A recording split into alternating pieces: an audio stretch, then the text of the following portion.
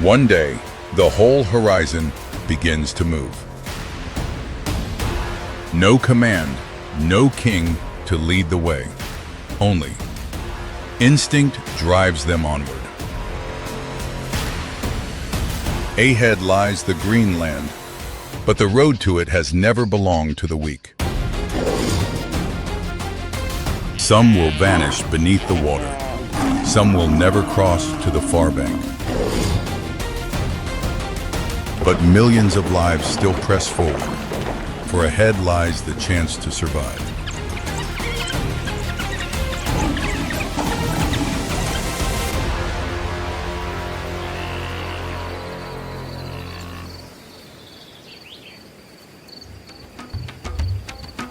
Each year, more than 2 million animals leave the grasslands of East Africa to begin a long journey, and of those, more than 200,000 will never reach their destination.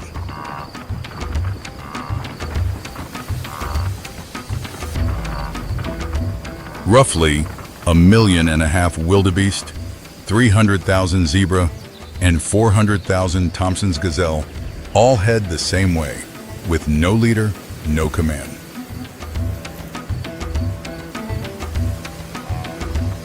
When the land begins to dry, they set out, and when the rains return, the whole herd turns back. That rule has existed through countless generations, lying deep in the instinct of each individual.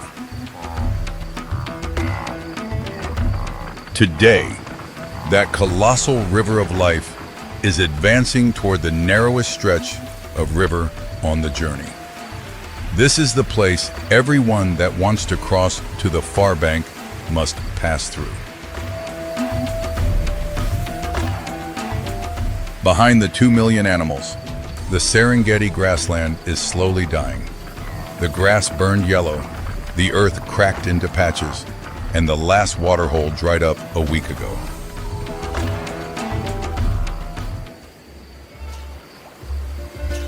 The Mara River cuts across the path, its murky water churning between two banks over 3 meters high. Across the river is the Masai Mara grassland, where rain has fallen since a week ago.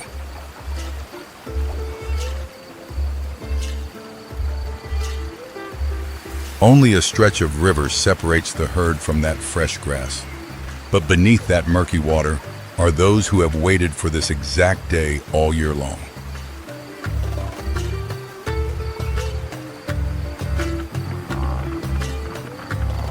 A few hundred wildebeest pioneers advance right down to the edge of the bank. They stop there, heads turning constantly down toward the water, then up toward the opposite bank.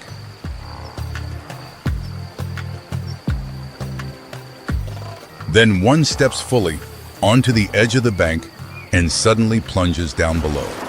It drops straight into the water, thrashes hard against the current, and finally climbs up onto the far bank.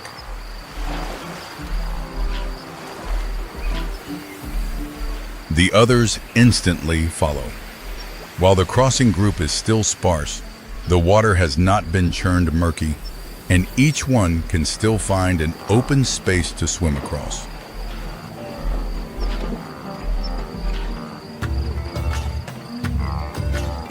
The first one up the bank lifts its head and whoops toward the other side.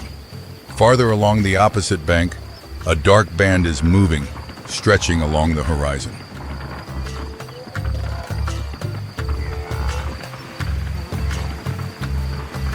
The whoop echoes back, making the scattered groups begin to change course. Small streams merge into the main line, all advancing toward the river.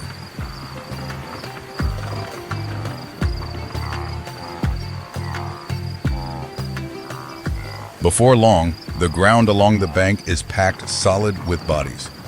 A whole grassland that once spread out in all 4 directions is now funneled down to one single point.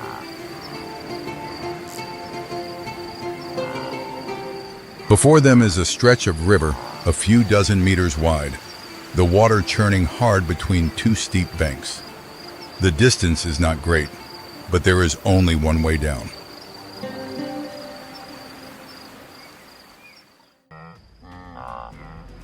The first ones stand right at the water's edge, lifting their heads to watch the current. Behind, the ranks still stretch on, keeping them from holding their position too long.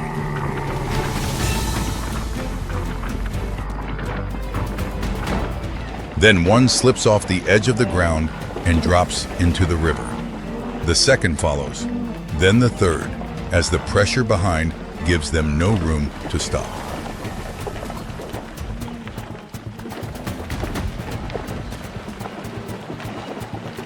In just seconds, the steep bank has turned into a continuous stream of movement. Bodies collide with one another, thrash, then try to grip the opposite bank.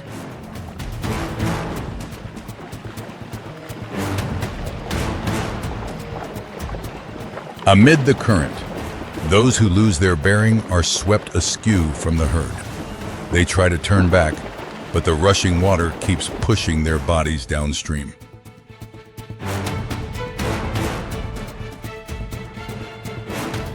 The greatest taker of lives at this stretch of river is not the crocodile or the lion.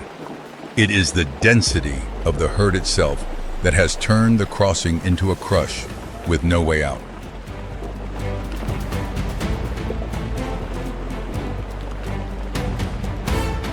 On the water's surface, pairs of horns rise up, then sink very quickly. Some manage to surface one more time, and some are seen nowhere at all.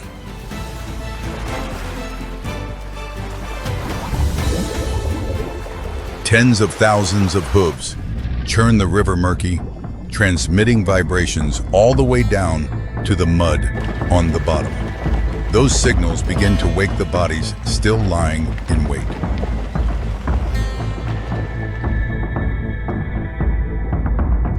The Nile crocodiles leave the bottom and move into the current. They need not see the herd, for the whole stretch of river has transmitted to them a signal all too clear.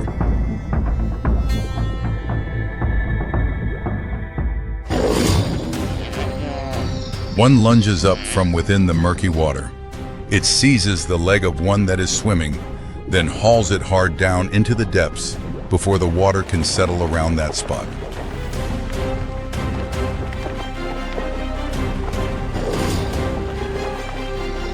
Not long after, other dark heads rise up amid the current. They need not give chase, for the herd is swimming straight into the middle of that water on its own.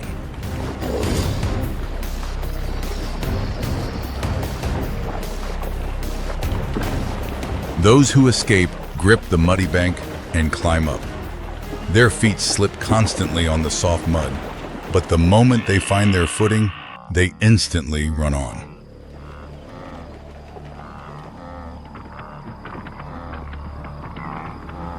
They run on the instinct that remains after just crossing the river.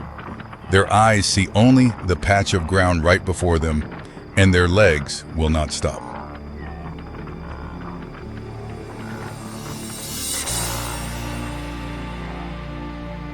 Ahead is a bend covered in dense brush, the last passage leading out to the grassland. It is just wide enough for a few to walk side by side.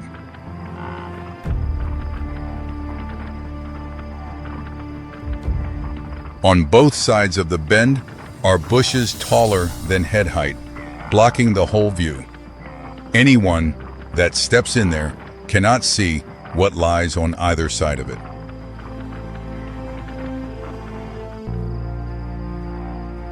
The pride of lions has lain in ambush right in the brush since early morning. They chose the exact spot the whole herd is forced to pass through, and they need only lie there and wait.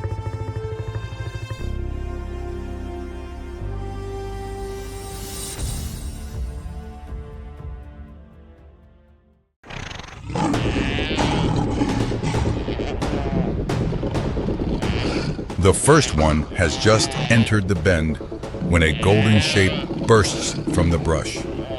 The whole hundreds of meters crossing closes in just a few beats of the feet.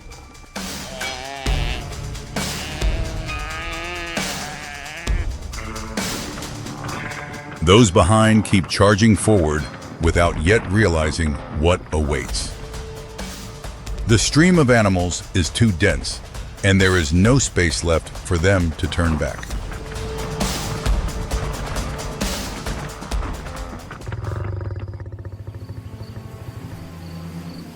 But the prey this time does not come one at a time. Group after group keeps pouring up, quickly filling the bend with panicked bodies.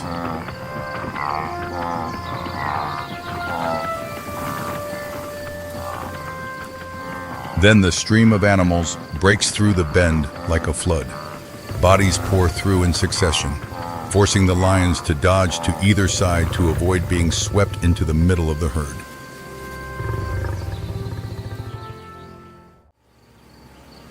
Just a few meters ahead, the brown of the earth abruptly gives way to a carpet of green grass. After the whole journey, the paradise they sought is at last right before their eyes.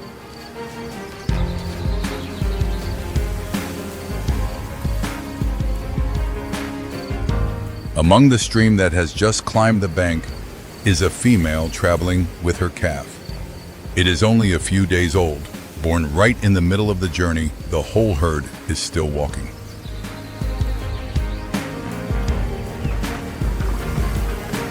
Its 4 small legs are caked with wet mud. It walks close beside its mother, stumbling across the soft ground, then gradually finds firmer footing.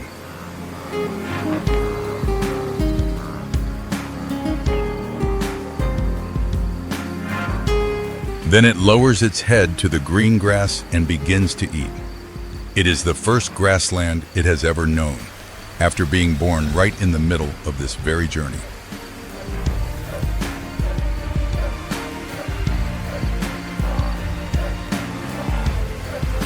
Each year, more than 200,000 fail to complete this road. But on that very road, more than 400,000 other young are born.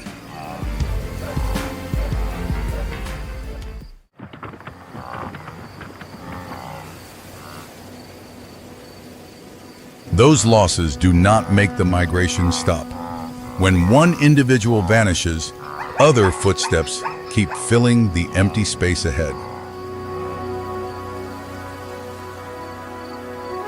Then the dry season will return, the green grassland will wither yellow once more, and the herd will leave the place it has just found. The migration has never ended at a riverbank. In the fading evening light, the Mara River still flows between its 2 steep banks. On the southern bank, tens of thousands of animals still line up one behind another to await their turn, while across lies a road whose outcome cannot be known.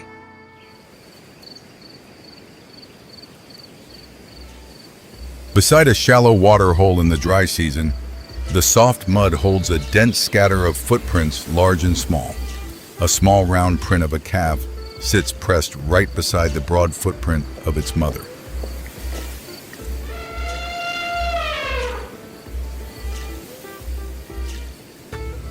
Only moments ago, the whole herd had ambled down together for a drink. But with a single misstep, the calf sank into the soft mud at the water's edge.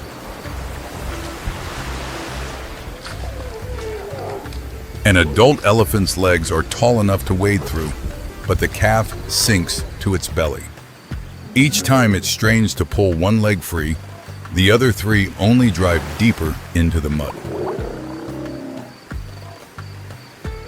The mother hurries close, slipping her trunk beneath the calf's belly to lift.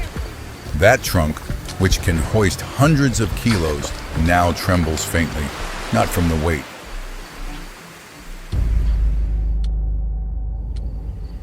Because about 100 meters off, in the tall grass, the lionesses lie in wait. A calf trapped in mud is the very chance they've awaited through the whole long dry season.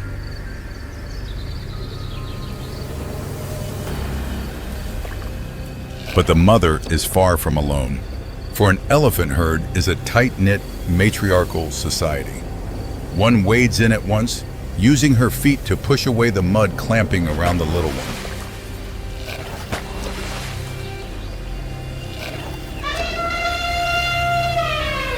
Then the others join the rescue one by one. Not a single one stands aside. For them, the next generation is always the shared responsibility of the whole family.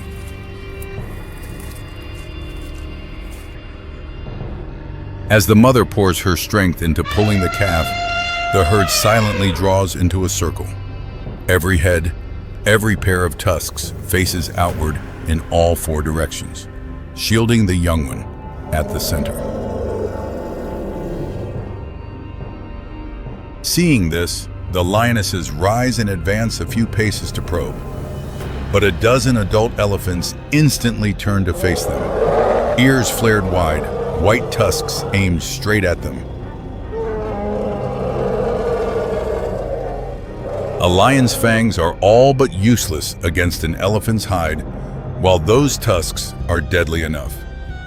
Knowing they cannot win, the four lionesses falter, then quietly turn away.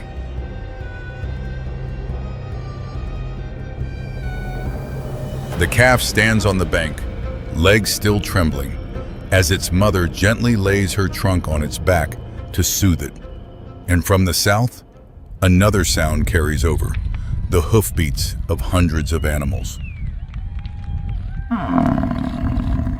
That sound grows louder and louder until hundreds of buffalo come surging toward the dry river. Lost within that churning black mass is a small buffalo calf, walking close beside its mother.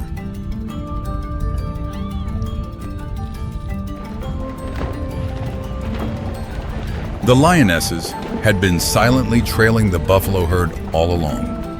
The moment the calf is swept apart from its mother by the current, they shift their course at once. Missing nothing, one lioness lunges out. It seizes the calf, and the calf's shrill scream rings out, tearing across the space above the river.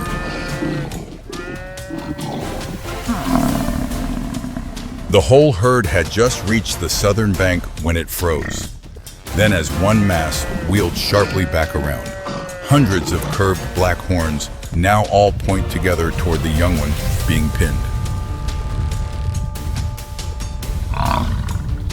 Before the overwhelming force of the entire herd, the lioness is forced to release its prey and flee. The calf, though covered in scrapes, still struggles to its feet, ringed and guarded by the whole herd. The calf staggers after its mother, merging back into the herd that shelters it. Across the river, a troop of baboons is spreading out to forage beneath the towering acacias.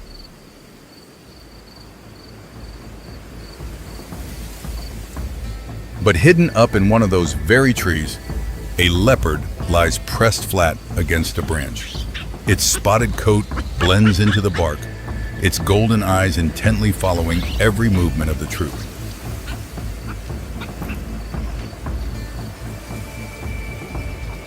Below the tree, the baboons dig in the earth for food, some mothers still carrying young on their backs. One infant has just climbed down, wandering off curiously to play in the dirt, utterly unaware of the danger.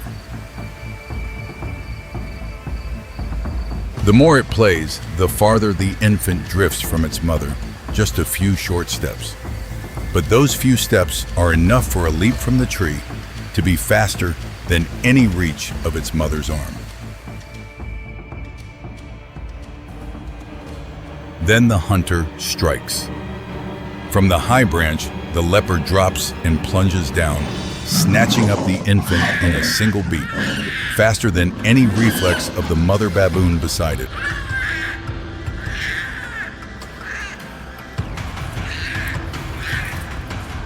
The whole baboon troop erupts into chaos.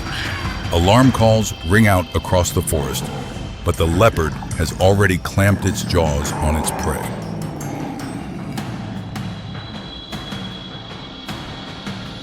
It grips the little one tight and quietly carries it off. Behind it, the mother baboon still follows without letting go, screaming in anguish while helplessly watching her child grow ever more distant.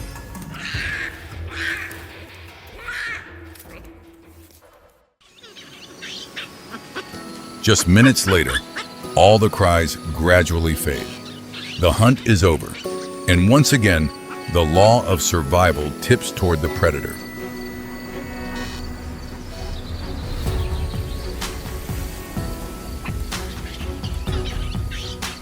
In primates, the bond of a mother runs so deep that she still silently trails the one who stole her child.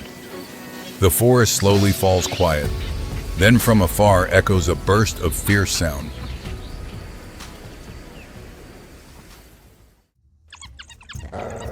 It's the barking of a pack of wild dogs, scrambling in alarm toward the tall grass.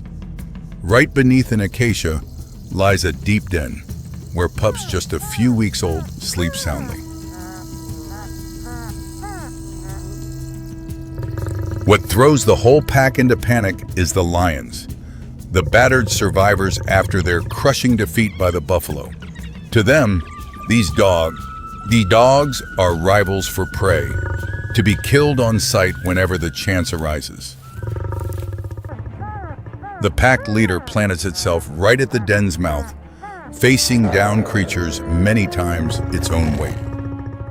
To charge in is certain death, but behind it lies the entire hope of the pack's next generation. With just 2 curt signals, the group instantly splits in 2. 3 throw themselves recklessly out to provoke the lions, nipping at their flanks, then darting away to lure them off. While the 3 decoys draw the lions away, 4 other members rush straight to the den mouth to evacuate the pups. The rest fan out to keep watch, guarding against any threat.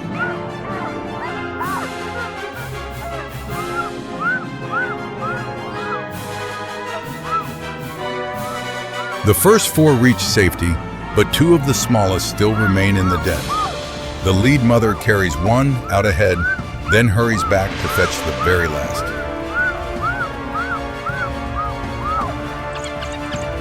At that same moment, far off, a few decoys still tirelessly lead the lions in circles. One hunter, wounded from the clash with the buffalo, keeps falling behind.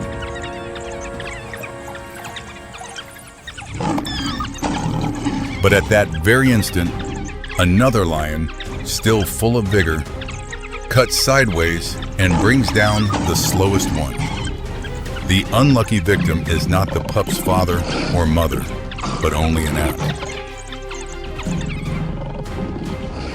It falls, but because of it, all 6 pups make it back to the new den. For wild dogs, a single individual may fall, so long as the whole generation is saved.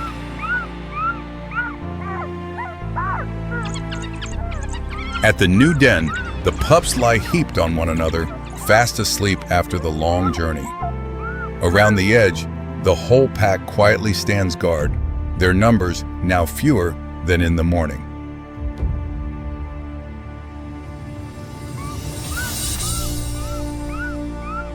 Before long, the mother returns and lies down to nurse her pups. The tiny bellies quickly press in close, jostling over the precious milk.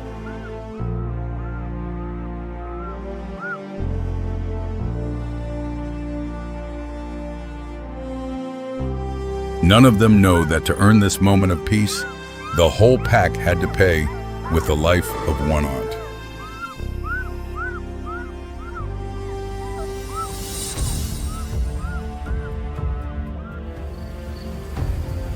As evening falls, the mud around the waterhole is etched with the footprints of countless species overlapping one another.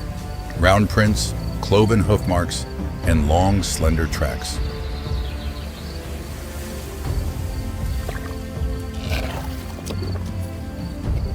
Each footprint is the mark of a battle for survival. And right now, all across the savannah, thousands of other mothers still stand between their children and death.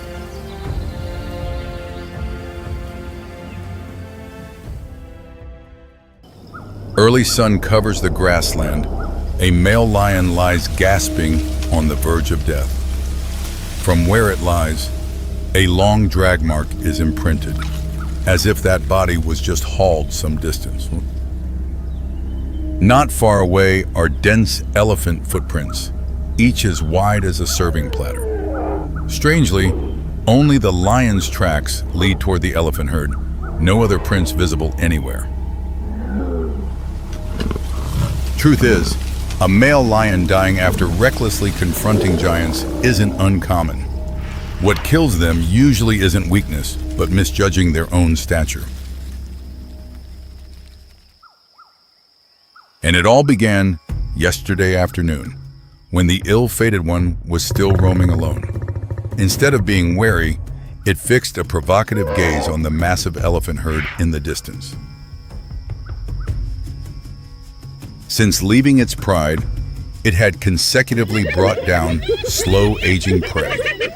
Once it even brazenly seized a carcass right under a solitary hyena's muzzle. With each prey that fell, the illusion of its own strength added another layer. It forgot it was only a growing creature, mistakenly believing itself already master of this land. Before it, the elephant herd slowly crossed by, young ones nestled, crowded in the middle. A seasoned hunter would have moved away, but not this one, eyes locked on the smallest calf. Then it walked straight toward the elephant herd like a solitary figure marching into an army. Steps steady, eyes glued to the young one, it ignored the massive mother elephant standing right beside.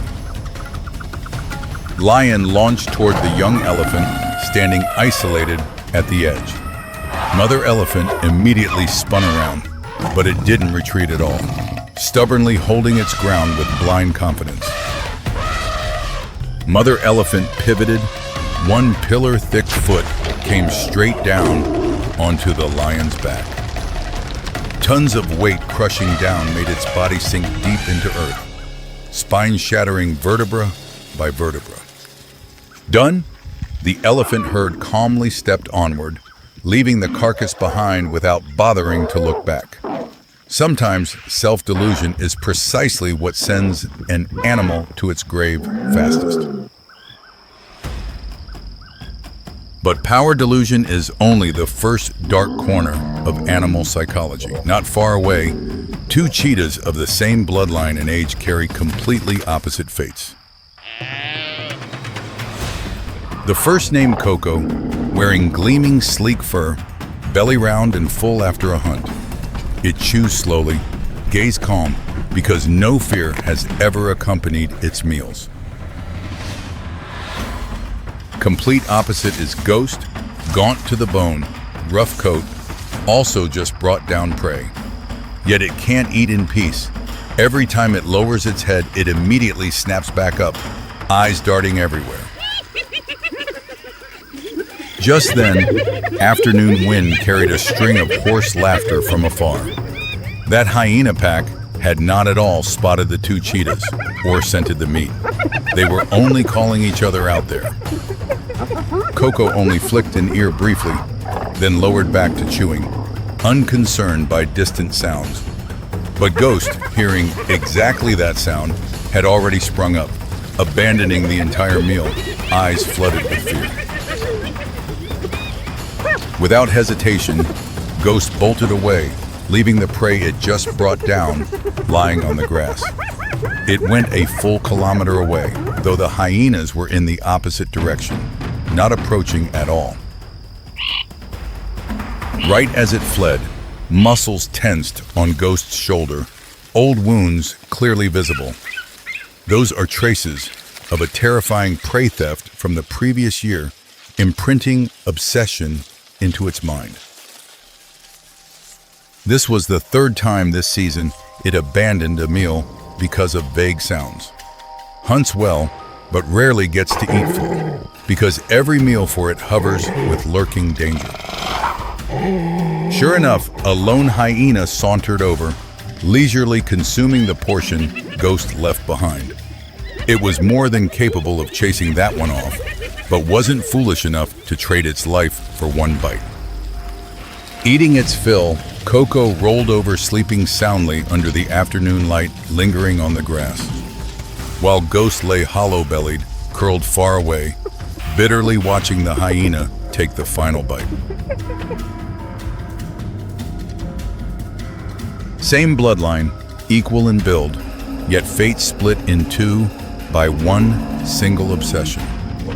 Just as the entire land sank into stillness, the east suddenly rang out with a long, mournful howl. That was a wild dog's howl, but not the signal calling the pack to hunt.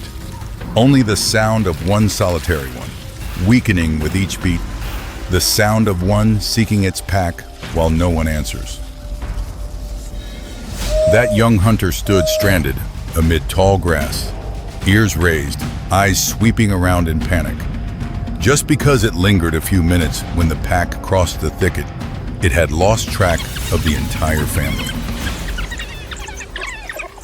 Being a species almost entirely dependent on pack, wild dogs fear solitude greatly. The moment separated from kindred, its mind falls apart, unable to maintain clarity.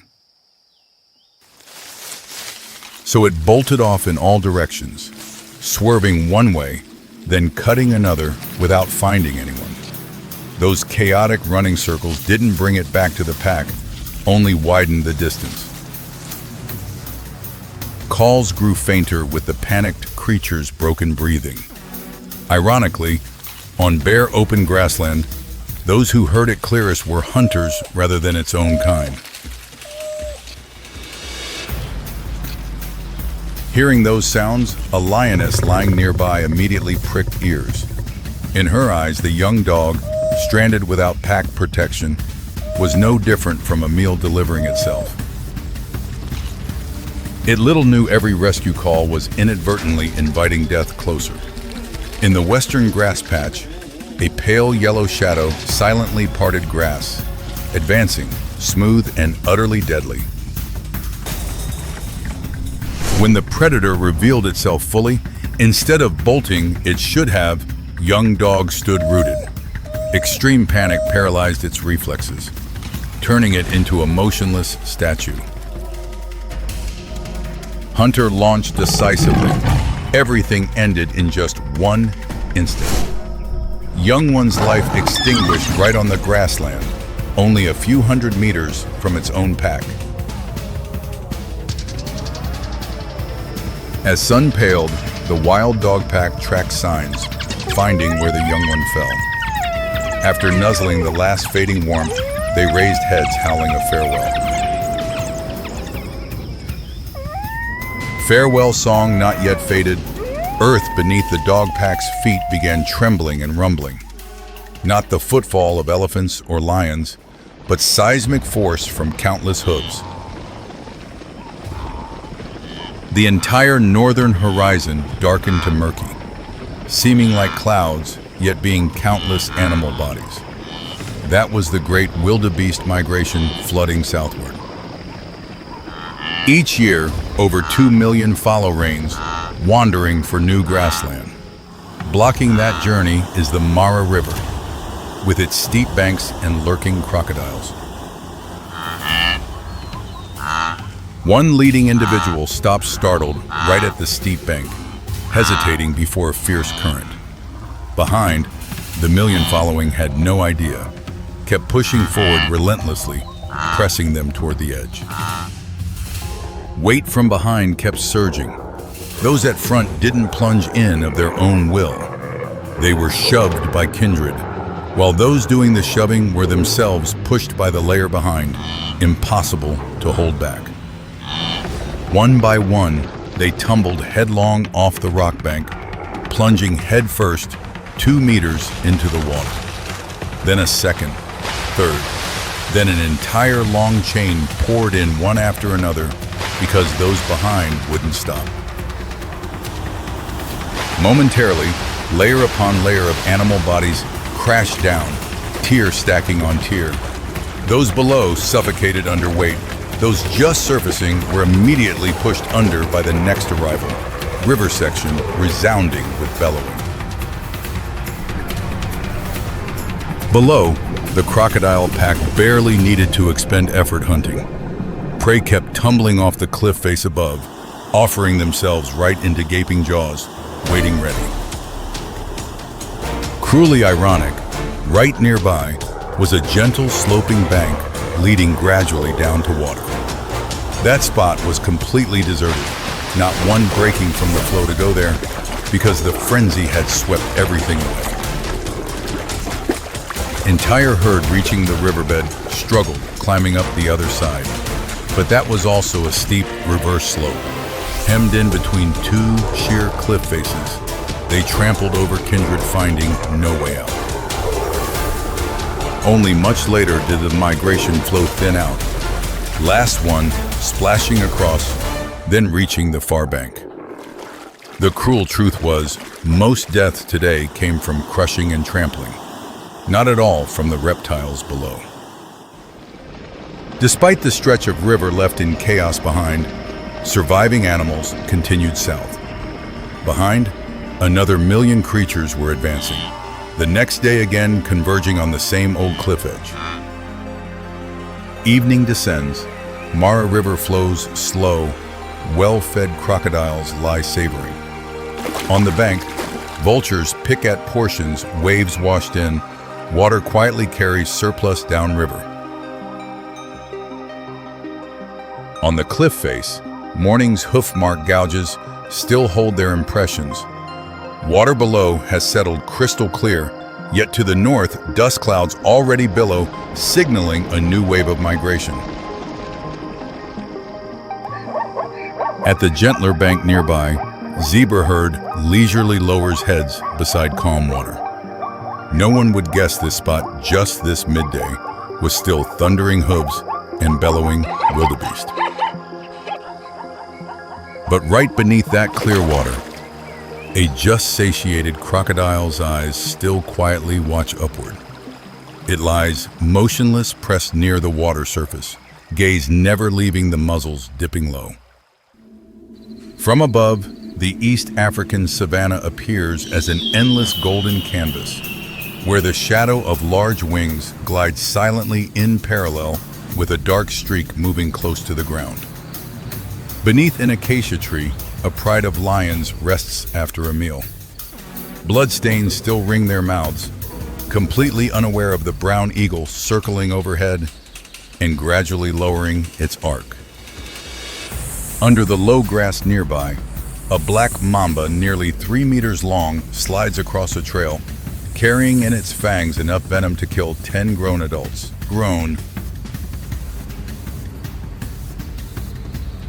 The eagle suddenly folds its wings and dives, talons driving straight into the mamba's midsection. Wind screams through the feathers as the large shadow rapidly covers the grass below. Talons pin the target to the red dust. The mamba immediately coils in resistance, whipping its head around at extreme speed, its venom-loaded fangs ready to strike. The mamba tightens around the eagle's wing, locking it in place and leaving the eagle thrashing helplessly as the venomous fangs continue searching for an angle on the neck. The eagle pecks repeatedly into the snake's body, but each strike only causes the mamba to tighten further. Two bodies roll across the red earth, dust billowing in clouds, feathers and scales tangling together.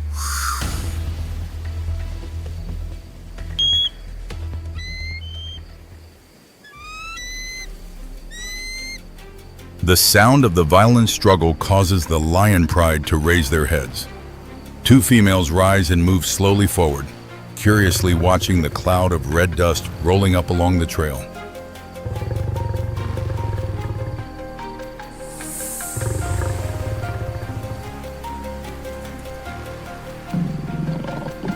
One lowers its muzzle toward the brawl. The mamba immediately releases the eagle's wing, rears its head high, spreads its hood wide, and lets out a loud hiss of warning. The lioness stops. It recognizes that what stands before it is not prey, but a venomous threat. The mamba slowly slides out of the red dust and disappears into the low grass. The eagle snaps upright, spreading wings that are now slightly misaligned. Both lions still stand nearby as it fans its neck feathers and opens its beak in warning after the life or death struggle. The two lions advance no further. The eagle quickly gathers itself and labors heavily off the ground, circling once before fading into the rising thermals above the savanna. Beneath the low grass, the mamba has vanished, leaving behind a patch of earth that even the top of the food chain chose to avoid.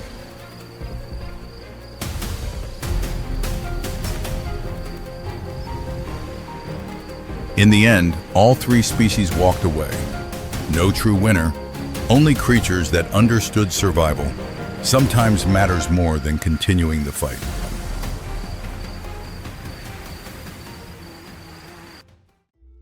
Far from the red patch of earth, a secretary bird, nearly 1.3 meters tall, strides across the blazing grassland, its scale-armored legs ready for snake hunts across the ground.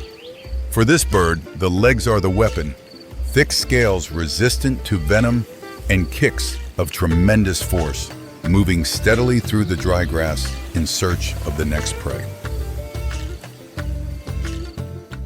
Ahead, a cobra nearly 2 meters long slides across open ground. The secretary bird immediately halts, lowers its neck, and holds a safe distance. The cobra quickly rears up, spreads its hood wide, and opens its mouth in a threat display. But the secretary bird only steps slowly sideways, forcing the snake to rotate with it. The snake suddenly lunges forward, but the moment its body is fully extended, a strike like a thunderbolt drives straight into its midsection, slamming the cobra down onto the red earth. On the next attack, the secretary bird again leaps backward at the right moment and delivers a reverse kick into the oncoming head, sending the snake staggering. By the third exchange, the cobra is slower. A kick straight down to the top of the head sends the snake's body thrashing across the ground, unable to raise its neck again. The secretary bird delivers a few more decisive kicks, then picks up the cobra's body and walks on across the grassland, as though the hunt just completed was nothing more than a routine part of the afternoon. It will continue sweeping through the grass until dusk, using its long legs and patience to bring down one snake after another with precise strikes. The sun-scorched grassland belongs to those who hunt from above. But to the west, among red rocks and scorching thorn bushes, another snake hunter appears, one that works at ground level through pure speed. A semi-desert stretches with cracked red rock and scattered cactus, as a small shape darts through the gaps in the stones so fast that the dust has not yet risen before it is gone. That is the roadrunner, a bird that hunts with long legs, a tail like a rudder, and a ground speed exceeding 40 kilometers per hour rather than wings. Ahead, a desert snake slides across open ground. The roadrunner spots the prey and immediately changes course, driving straight toward it without slowing. The snake quickly coils into a defensive posture, but the roadrunner simply circles continuously, forcing the opponent to keep changing direction until the movements of head and body begin to fall out of sync. The snake's strike misses. The moment its head extends forward, the roadrunner has already looped behind it, driving its beak hard into the back of the neck and slamming the snake's body against the red rock. Keeping the prey gripped in its beak, the roadrunner repeatedly slams the snake's body against the rock until the entire body goes limp and stops responding. Right where the chase ends, the hunter begins eating its prey. Each portion of the snake's body disappears between strong jerks and steady swallowing.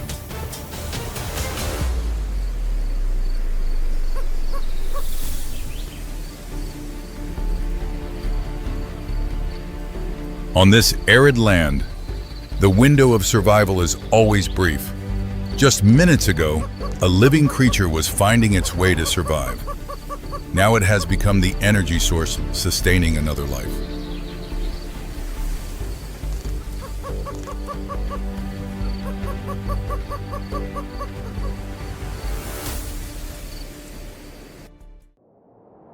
Across the savanna and semi-desert, each bird hunts in its own way. One uses talons, one relies on the force of its kicks, and the roadrunner depends entirely on speed. Every snake hunt between savanna and semi-desert is a gamble, because just one successful bite from a black mamba or a cobra is enough to end the hunter permanently. The eagle survived that morning because the mamba's fangs glanced off the thick neck feathers. Had they pierced the skin, the venom would have brought it down from the sky within minutes. For the secretary bird, the leg scales are the final line between life and death, because if the cobra could reach the unprotected thigh, the outcome would be entirely different. The roadrunner is different. No armor, no grip strength, only raw speed. Every loop around the snake is a bet of its life for the sake of its young.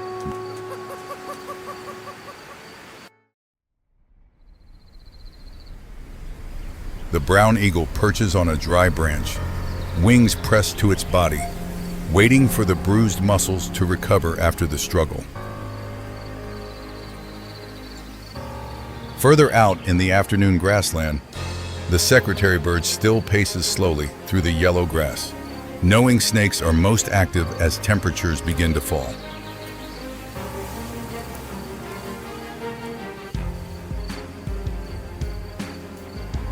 Across the semi-desert, the mother roadrunner continues driving through the scorching rock crevices to find food.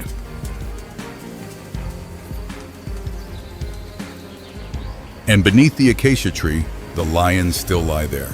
And every time the wind stirs the grass ahead, they immediately raise their heads and look toward the place where the mamba once disappeared.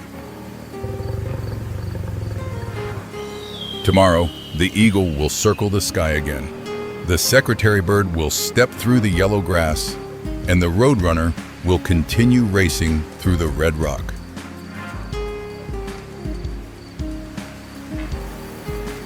But the snakes will continue to exist as well. The race between talon and venom has no finish line, only the next round.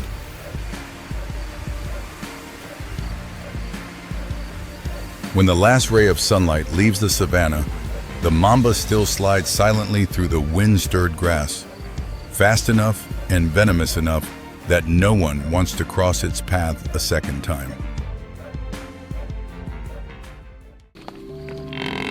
Across the grassland, hundreds of buffalo slowly move as one massive black block. Amid that sea of hooves, a small being has just left its mother's womb. The calf lies flat on grass, long legs folded awkwardly, eyes not yet fully open, nostrils flaring, inhaling grass scent for the first time. It's the smallest one, nestled within the giant herd. Mother buffalo immediately lowers down, using rough tongue to lick calf dry from head to toe. Pungent amniotic scent spreads far on wind, drawing predators faster than any sound. Calf must stand up very quickly. Front legs, just extended, already slip falling. Hind legs push up, then buckle down. It keeps tilting and tumbling time after time. grassland makes no room for the slow-footed. While calf still struggles, predators have already caught signals on wind and silently press toward the herd. Finally, after 7 falls, calf also stands steady on 4 legs.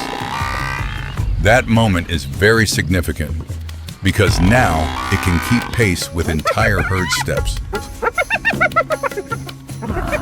When hyena arrives, adult buffalo immediately close into a circle, pointing curved horn pairs outward, hiding calf safely in the encirclement center. Seeing that towering wall, hyena gives up seeking easier prey. Its eyes pause on another calf of same age, having wandered too far from herd's encirclement. No herd sheltering, no horns defending. Small calf has no chance remaining, and its fate is the coldest warning for anyone daring to stray from the herd. Every day, calf steps close beside mother amid dense flowing herd. The moment mother changes direction or stops, it immediately follows suit, reading every movement of the herd. At every waterhole, mother buffalo doesn't plunge down drinking immediately. She stands still a moment, ears continuously rotating toward riverside reed beds, searching for hidden dangers. When entire herd lowers heads to drink, calf does the same, but it always stands on the inside amid massive bodies and dozens of horn pairs pointing out like a black wall. Calf doesn't grow up on mother's milk alone.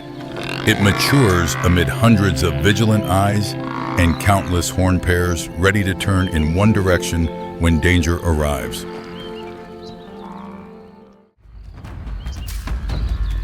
Through passing years, 2 bone ridges on forehead will fuse into a solid, hard shield. That's not just a protective helmet for head, but also weapon for every battle ahead. But that's a matter for the future. Right now, when shield hasn't yet grown, a pack of over 10 wild dogs has arrived, making calf panic running into herd center. One claw still managed to scratch calf's shoulder, drawing blood. But immediately, herd closes tight circle of sharp horn tips, forcing entire wild dog pack to hesitate, then retreat. Scratch will heal. Skin layer on its body keeps thickening through years. When mature, African buffalo skin is over 2 centimeters thick, evolved to withstand fangs and claws across generations. Each green grass season passes. Shield on forehead grows thicker, horn pair grows longer. Then 2 bone ridges from different years also spread to meet each other, covering the once smooth forehead entirely. Its horn pair curves down on both sides, then turns upward like 2 fishhook blades. That horn style isn't for stabbing, but for sliding underneath, then hurling enemies high.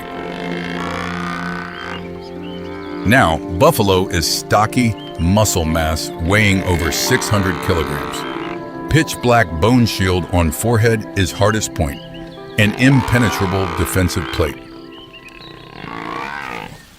Another male approaches, stares straight into its eyes. In buffalo society, that gaze is a challenge, and for first time, young buffalo doesn't back away at all. Both simultaneously lower heads, bone shield and horn pair, both pointing toward opponent. On grassland, this is the opening ritual for every power determination contest.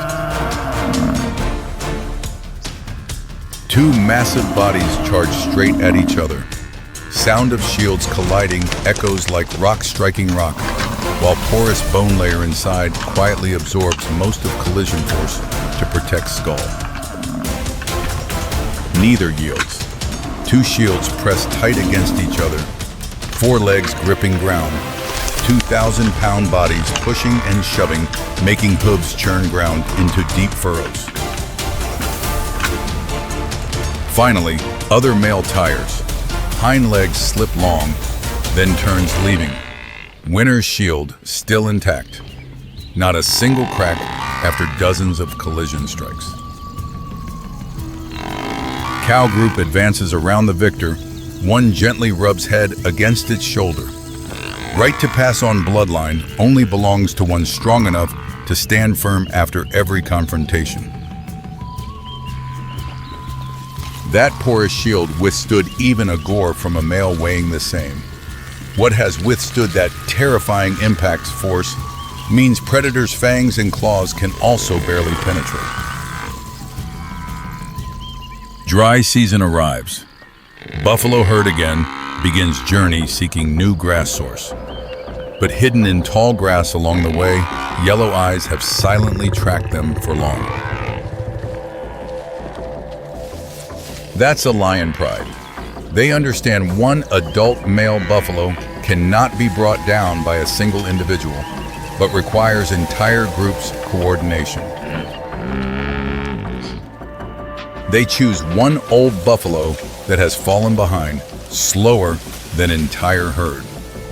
Then entire pride simultaneously charges out, surrounding prey and cutting off retreat path to kindred. From multiple directions, they all lunge in. Two lock tight on hind legs, one clings onto back.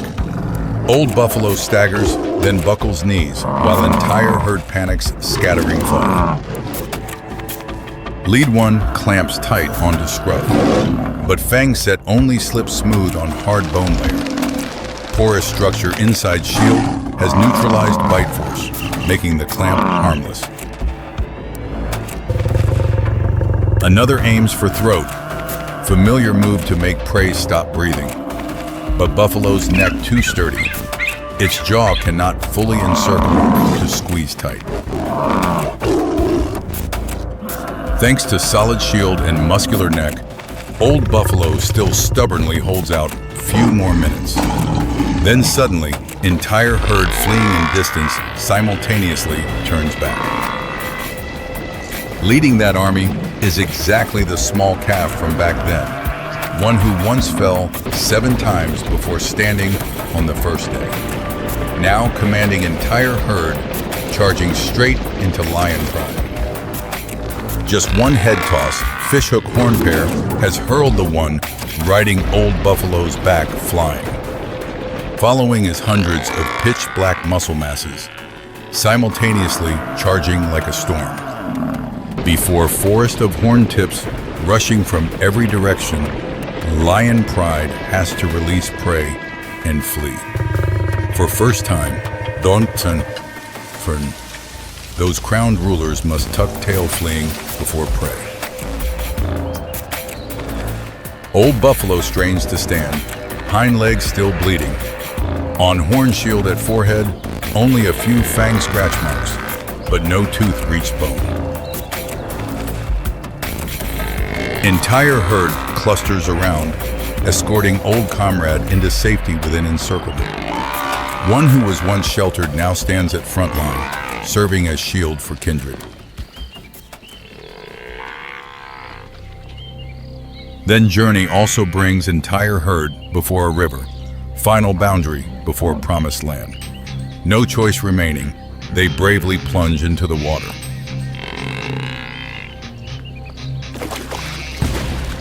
Each one cautiously wades in, disturbing eerily calm water surface. Beneath silt layer, ancient predators have silently followed along.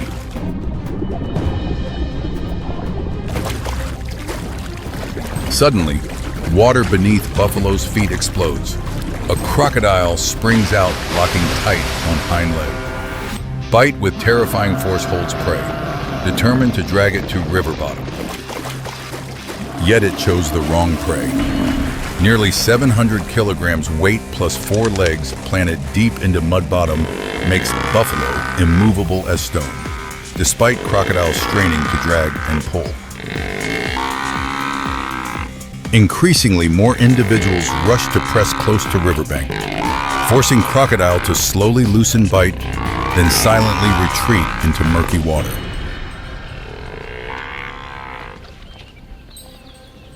Buffalo herd doesn't stop. Each massive body follows the next, continuing forward, only leaving few faint blood streaks and gradually calming ripples behind. Green grass shore finally appears. Buffalo, who once entered the world amid kindred's encirclement, now stands at herd's edge, contributing to that very solid wall itself. Dusk paints deep grass sea golden. Wind again carries new scents, signaling another story beginning far on the horizon.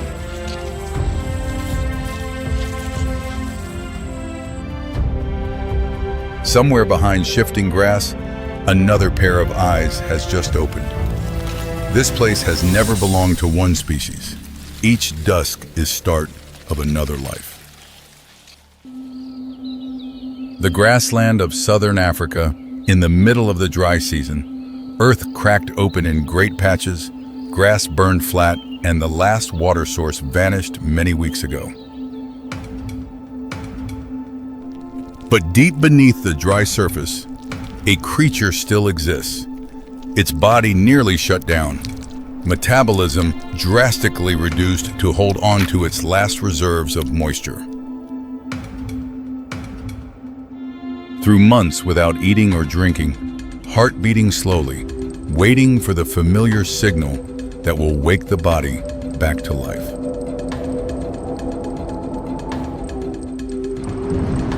The sky to the west begins to darken, black clouds rolling low and carrying a damp wind. Then the first drops of rain fall onto the dry earth and seep into the cracks. The rain grows heavier, softening the parched soil, water pooling in small patches across the cracked surface, carrying moisture and new vitality to the arid land. Then the earth stirs.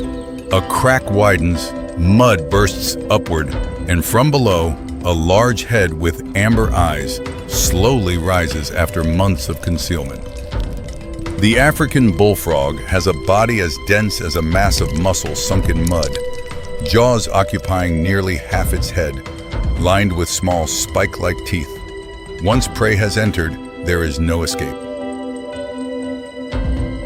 A body not built for running, it only needs to lie still and wait for prey to come to it. And after months of starvation, the hunting instinct rises back with full force. Small insects crawl across the wet mud. Another bullfrog lies watching the ground, its body blending almost completely into the mud color.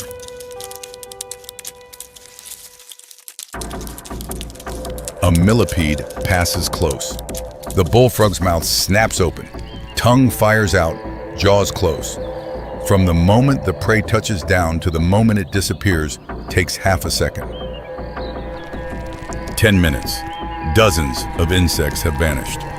The frog makes use of the brief rainy days to rapidly recover the energy burned away through the entire dry season. But insects are only the appetizer. For them, anything that fits in the mouth is food.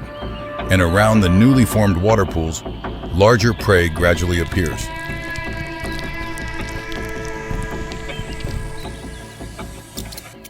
A field mouse steps out from the wet grass, searching for seeds along the water's edge, nose down low, completely unaware that death is waiting just ahead.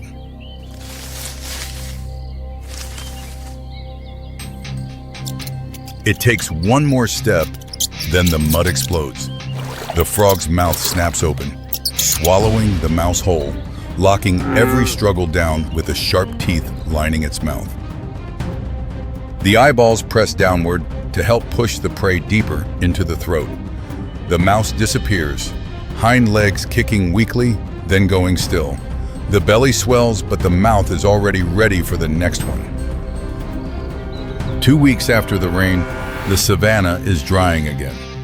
Insects and small reptiles are more active, and the bullfrog has left the water pool, sitting motionless like a lump of dry mud on the red earth. A small snake slides past, just 20 centimeters away, tongue flickering, head raised to probe the environment. It is still too small to recognize the danger directly in front of it. The snake glides across the frog's field of view.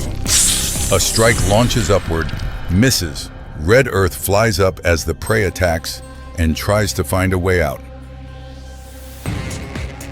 The second lunge lands true. Jaws lock onto the head. Spiked teeth drive deep.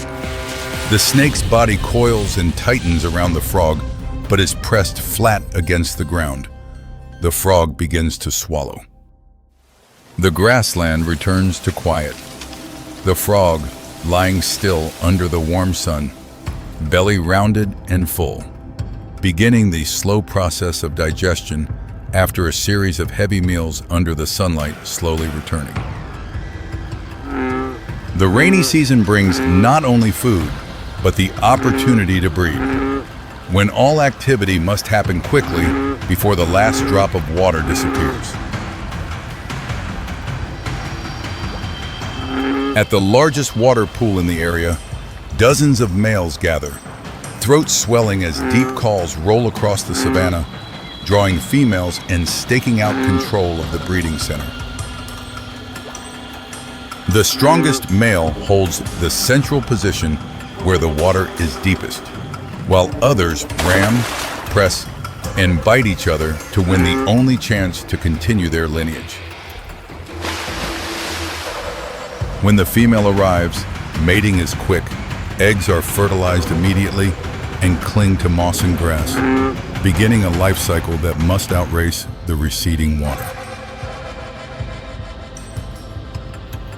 Tadpoles hatch, thousands of tiny bodies swimming frantically in the warming pool, eating algae and each other to grow, because their life cycle is shorter than the pool sustaining them. Many weeks pass, the harsh sun returns, the pool shrinks day by day from a wide pond to a small puddle. Tadpoles packed together in a life source that is steadily running out. And in the middle of the shrinking pool, the father frog stays. He looks at the mud ridge dividing two pools of water, then quietly uses his hind legs to break through the mud, channeling his young through to the water on the other side. After hours of digging mud, under the blazing sun, his strength is spent, skin dry, eyes half closed. Yet he has held on to the chance of life for thousands of tadpoles. A smaller frog enters the territory being guarded. But for the bullfrog, a smaller member of its own species can sometimes also become food. The lunge happens quickly and decisively. As the dry season turns back, the instinct to protect and the instinct to hunt exist within the same body. Tadpoles begin to grow legs, some metamorphosing into frogs in fewer than 3 weeks, fingernail-sized, leaving the muddy pool to step into the high-risk world above the waterline. But the moment they reach the bank, the young frogs face hunting birds, snakes around the water's edge, and other adult frogs, because when hungry, this species does not distinguish its own kind. Most do not survive the first week.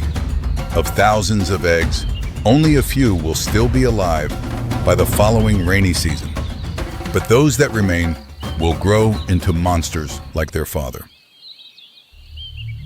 The pool has dried completely. The last tadpoles have left, and the father frog gazes silently at the empty patch of earth, sitting at the edge of dry mud, sensing the heat of the dry season slowly returning. Then the old instinct wakes. It begins to dig, hind legs driving hard, body sinking gradually into the hardening mud, preparing for the next long sleep. Mud slowly covers the back, the head, then both eyes, leaving behind a water-retaining membrane that gradually encases the body like a survival cocoon for the dry months ahead. The earth cracks open again, grass burns flat under the scorching sun. The water pools vanish entirely, and deep below the dry ground, the bullfrog lies still with a slowing heart, waiting for the next rain. A young frog that survived the rainy season sits near the drying bank. No larger than a coin, it has just caught its first ant. Life starts here. If it survives the first dry season, it will burrow into a mud cocoon like its parents, then emerge after the rains, larger, stronger, with a mouth that grows wider with every hunting season. The hot wind sweeps across the savanna. The cracked, dry earth is completely silent, but deep below, hundreds of bullfrogs lie still inside their own water-retaining membranes. And that is how the African bullfrog survives. The most voracious predator on the savanna is also the one that buries itself in a sleep lasting many months, just to exchange it for a handful of opportunities. Field mice still search for seeds. Grass snakes still hunt, completely unaware that the danger sleeping beneath their feet needs only one rain to open its mouth. The rainy season will return, perhaps soon, perhaps late. But without needing to know the timing, it only needs to feel the first vibration when water touches the earth. The first raindrop will fall, the earth will soften, pools will form, insects will surge, and from beneath the cracks, amber eyes will open again, beginning a new hunting season. But for now, the grassland is still dry and hot, and deep beneath the dark earth, it still lies there, waiting.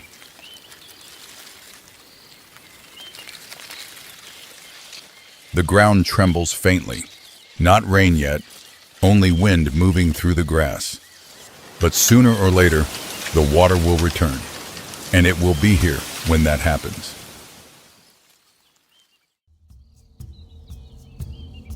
Midday sun blankets the plains. Heat makes the air shimmer slightly. No breeze, no cloud shadows, only silence stretching to the horizon. Amid the grassland, a zebra herd grazes, occasionally raising heads vigilantly, then lowering again. Peace here is always the most suspicious signal. Not far away, amid this uniform yellow grass sea, an anomalous form blends completely into the environment, motionless and nearly impossible to recognize.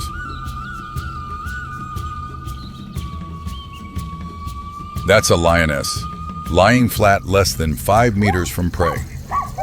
On the plains, the most dangerous thing isn't the echoing roar, but the silence.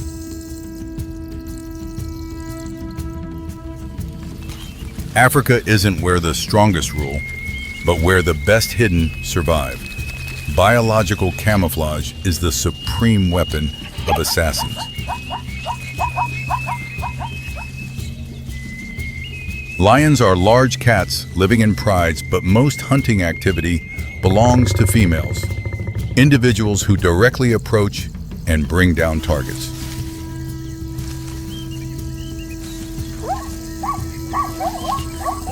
Tawny fur is the result of natural selection, helping the body blend into grass, minimizing risk of detection before attack.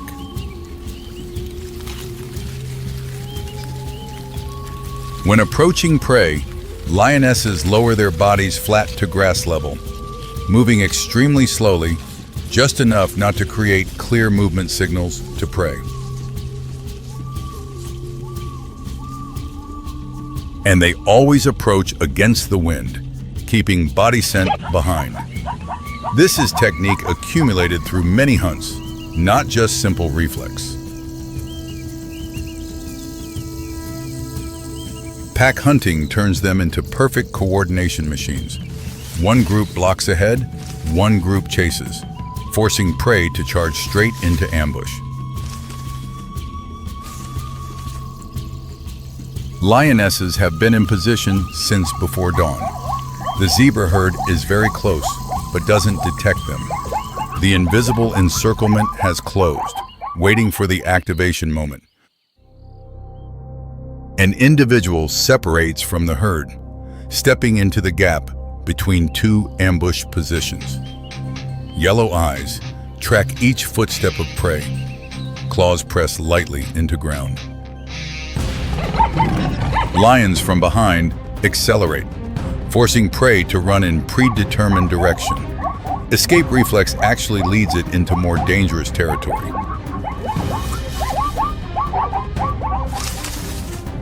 Individuals ahead simultaneously lunge out, blocking direction and closing in.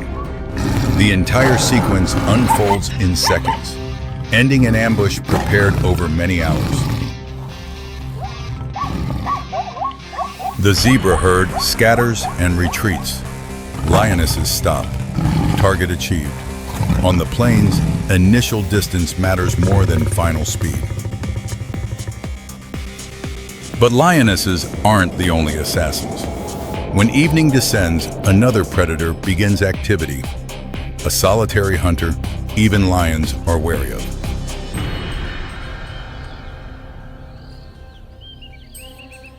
Leopards are masters of camouflage. Spotted coat not only helps hide, but also breaks up body outline, making prey struggle to recognize shape.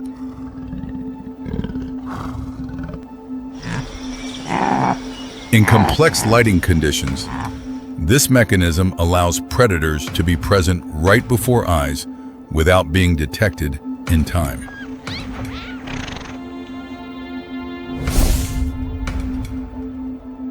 Operating mainly at dusk and night, it exploits darkness plus soft paw pads to move with almost no sound.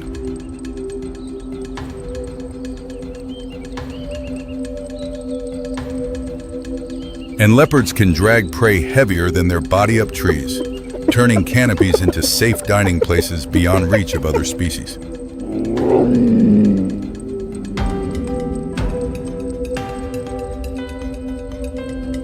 Unlike pride-living lions, leopards hunt alone.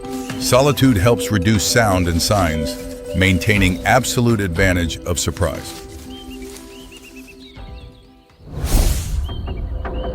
This evening, an antelope stands under a tree base, head lowered, grazing.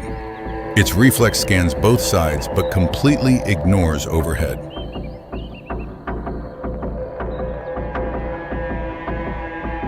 On high branches, the leopard lies motionless, observing and calculating. Everything stops at a moment waiting for prey to step exactly into approach range. The antelope doesn't realize at all. Above, the leopard lowers itself. Claws grip tree bark. Muscles compress like springs, then release.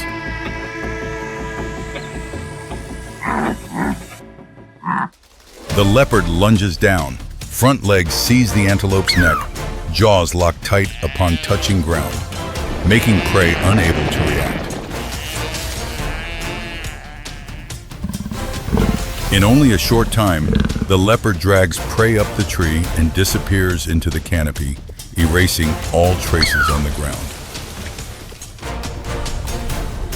Lions disappear along the ground plane. Leopards disappear vertically, but both are still limited by the ground, while another danger exists where prey must approach.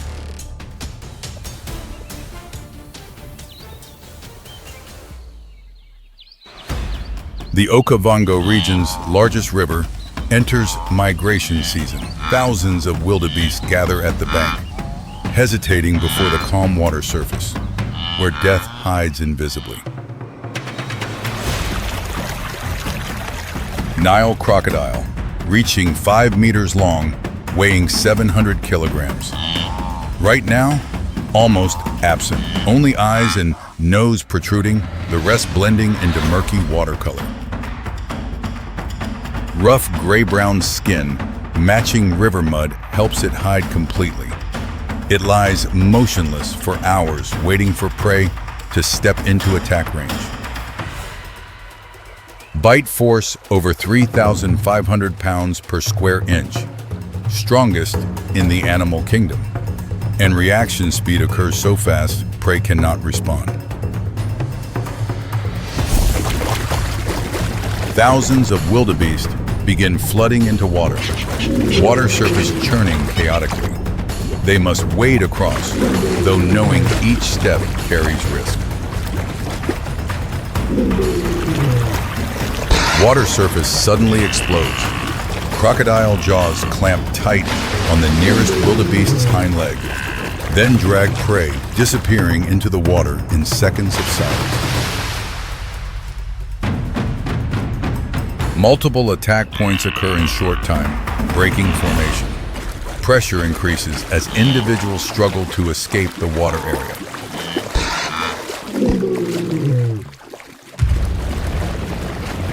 Individuals reaching shore stop to look back at the gradually stabilizing river surface. Only stillness remaining, concealing death below.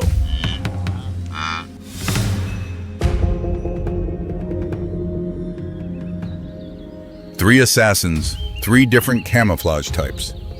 When placed in the same ecosystem, we see three completely separate strategies.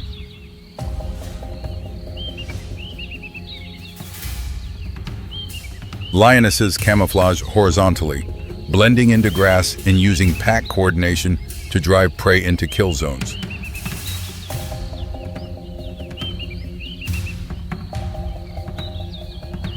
Leopards camouflage multidimensionally, exploiting tree canopies and patterns to erase body outlines, controlling both ground level and heights.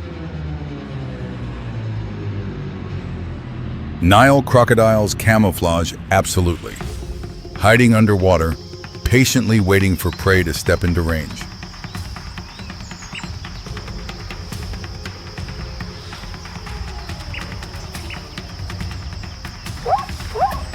Their common point, not relying on speed but on patience, camouflage, and ability to shorten distance until prey cannot react.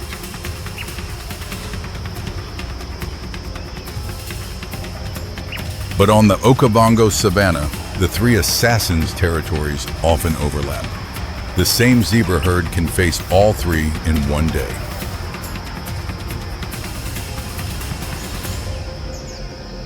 Prey maintain continuous vigilance. Head down, eating for seconds, then raising to check. But when opponents have camouflaged, detection becomes uncertain. And that's precisely the survival paradox. Evolution enhances prey senses, while simultaneously optimizing predator concealment ability.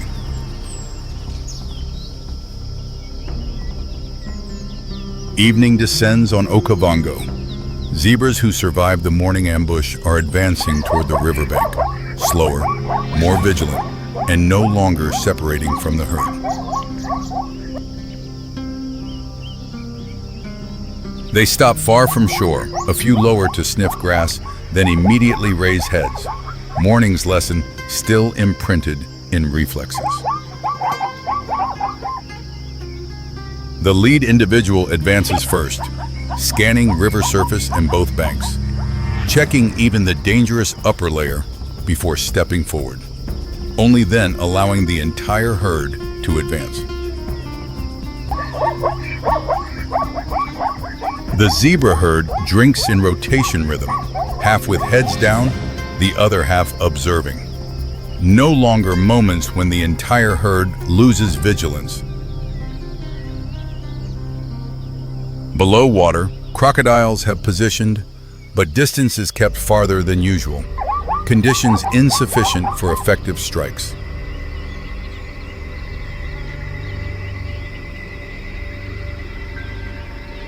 The herd leaves the bank immediately after drinking, not lingering.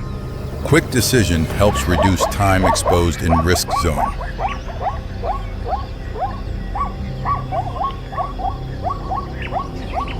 They stop to rest on high ground, standing in a circle, eyes facing all directions. New vigilance behavior formed after just one morning.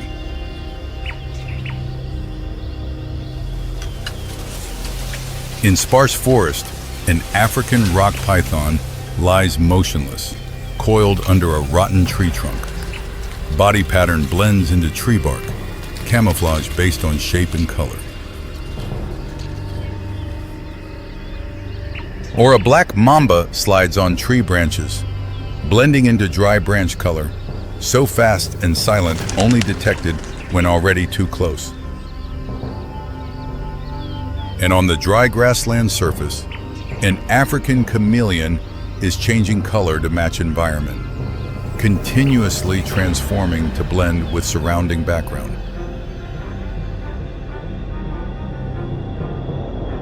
On the African plains, every spatial layer has those hiding, all operating in silence.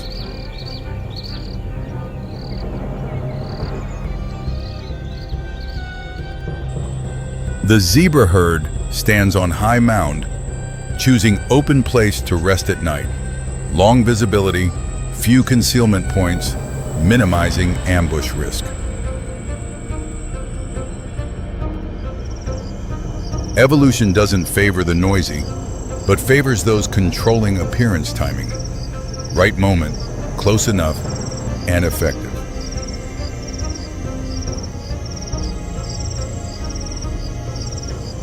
But it also rewards memory. After morning's loss, the zebra herd is vigilant enough to survive the afternoon by the river, where crocodiles cannot strike. Night blankets Okavango in 3 spatial layers. Countless predators are lurking, and countless prey are moving in the same system, repeating a cycle existing very long. And the question each prey on the plains faces daily isn't, are there predators here?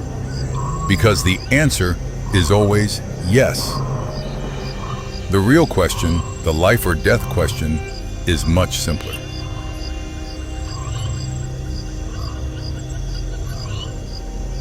In grass, in trees, or below water, right now, where is it?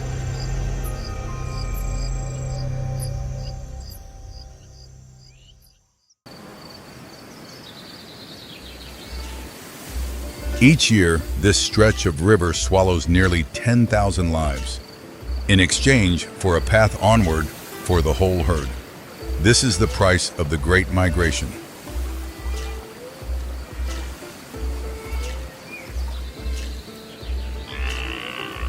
They die not from weakness, nor from being too slow. It is simply that, caught in the current of a million wildebeest, an individual who wants to stop has no way to stop at all. The stretch of river has been ready since afternoon. Between 2 sheer banks, rising more than 2 meters high, the black water rushes by, scattered across it dozens of pairs of flat eyes surfacing. Nile crocodiles. Since the start of the dry season, they have lain in wait here for this exact day, because once a year, a colossal meal pours down right on top of them. And what they wait for is coming. To the north, the horizon darkens, but it is not cloud, for cloud does not make the earth tremble. It is dust, churned up by countless hooves. Each year, over 1 million wildebeest leave the Serengeti, heading up to the Masai Mara, following the rains in search of fresh grass. The migration stretches across the Golden Plains.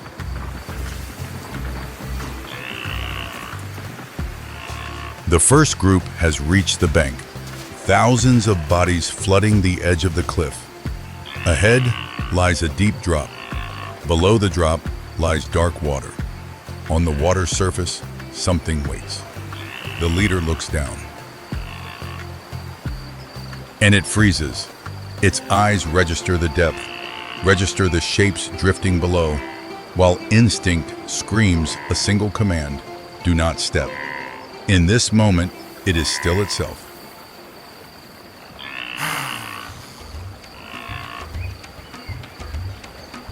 Snorting spreads along the herd's edge. Heads lift and lower in succession, hooves scraping again and again at the ground in unease. The whole riverbank falls into silence.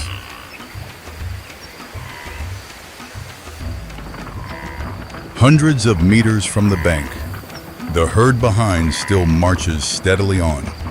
They have not yet heard the water, nor has the cliff come into view. Before them lie only the bobbing backs of their own kind. The gaps between the layers of the herd narrow, then vanish entirely. Shoulder to shoulder, horn against horn. Each footstep from behind adds more pushing force, transmitted silently all the way to the cliff's edge. The whole front edge of the herd shifts forward, moving like one colossal living mass. The strip of land beneath their hooves keeps shrinking, while the rows behind advance on, unconcerned. The leader digs all four hooves into the rock, straining to anchor its whole body. But how can the strength of one individual withstand the force of thousands? The will to stop has ceased to mean anything. Off to the right, the cliff's edge lowers into a gentle, earthen slope. But the densely packed mass of bodies has sealed off every path to turn. The road to life lies right there, and no one can reach it. Then the hooves lose their grip entirely. It falls from the cliff, tumbling 2 meters down into the dark water. That empty space pulls the next one down after it, then the one after that. The chain reaction begins. In just seconds, the sound of the water is drowned out by the ceaseless impact of bodies. Seen from above, the whole cliff edge seems to be dissolving, layer after layer pouring down without pause. One has just touched the water, not yet regaining its balance, when the stream of bodies behind slams it into a somersault. They die, not from the fall, but because there is no space left to surface. The river's surface at the foot of the cliff is now packed solid with thrashing bodies. But far behind, the wall of dust stretching for kilometers still advances, unaware of what is happening.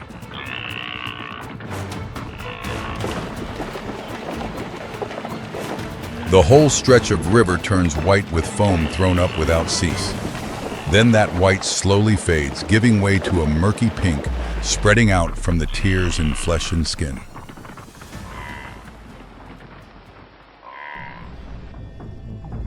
Beneath the cloudy water, several long shapes stir and lift off the riverbed. Not one is in a hurry. They ride the current, letting the prey drift toward them on its own.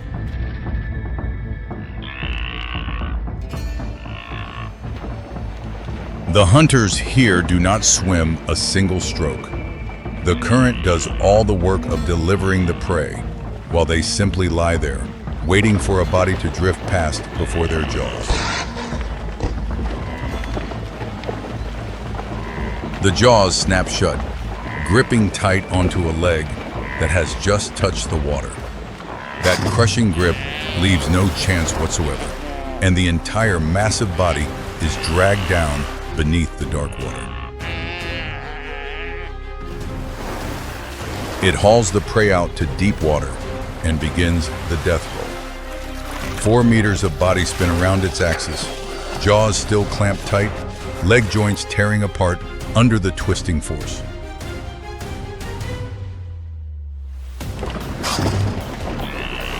At the same time, that scene repeats all across the river.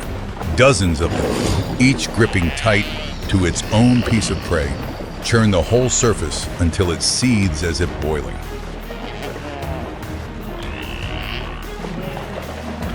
And yet, the greatest taker of lives today is not the crocodile. Being trampled and being drowned are the two largest causes. The reptiles take only what happens to fall into their mouths. Each time a head surfaces above the water, it is instantly shoved back under by the bodies behind. Just a few beats later, that spot is already covered over by dozens of other backs. Only upon reaching the far bank do they find that this bank, too, is sheer rock. Hooves clutch at the slick stone, scrabble for a few beats, then slip.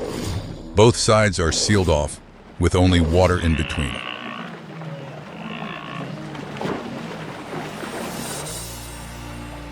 And yet, just a few dozen meters downstream, the river has opened up a gentle, sloping bank of its own.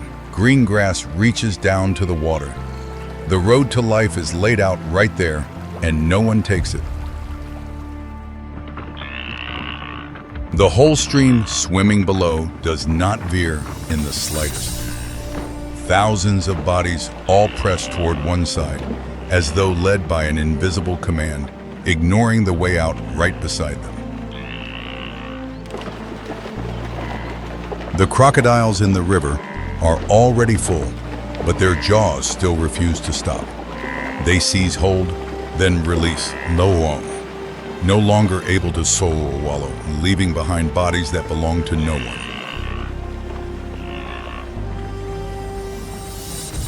At the foot of the far cliff, the bodies pile atop one another. Those below sink slowly, while those above use that very layer of backs as a foothold to climb up onto the rock. Then the very last ones also leap from the rock's edge, falling into the thick, congealed water. They surface and swim, weaving between the motionless backs, their legs treading on bodies instead of water. The Mara's surface gradually settles, revealing what remains. Hundreds of bodies drift downstream nose to tail, just like a migration, except this one will never reach its destination. The current calms. Bodies catch on tree roots, wedge among the rocks, wash up onto rotting logs. The stretch of river that screamed just moments ago is now strangely still, the water only swirling faintly around the dead. The vultures descend, their beaks curved like fishhooks. They tear off chunk after chunk of flesh from the bodies, none of them fighting over another.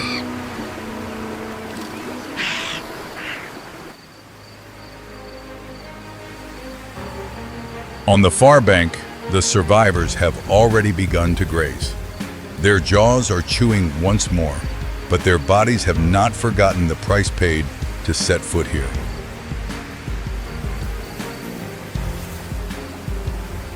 Even a river choked with bodies is not enough to make the migration stop.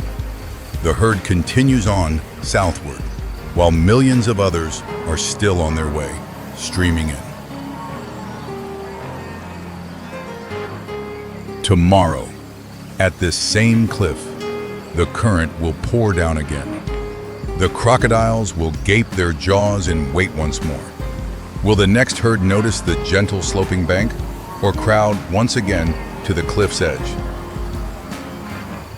This afternoon, on the gentle sloping bank, a female who escaped the ordeal quietly bows her head to eat, her belly already a little round.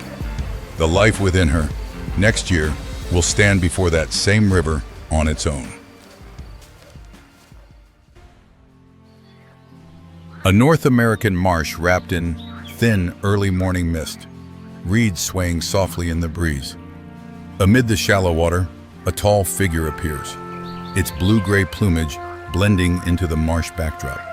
In the middle of the wetland, the great blue heron emerges like a living spear, over 1.2 meters tall, with a wingspan of nearly 2 meters, standing in silence, waiting for prey to step into range.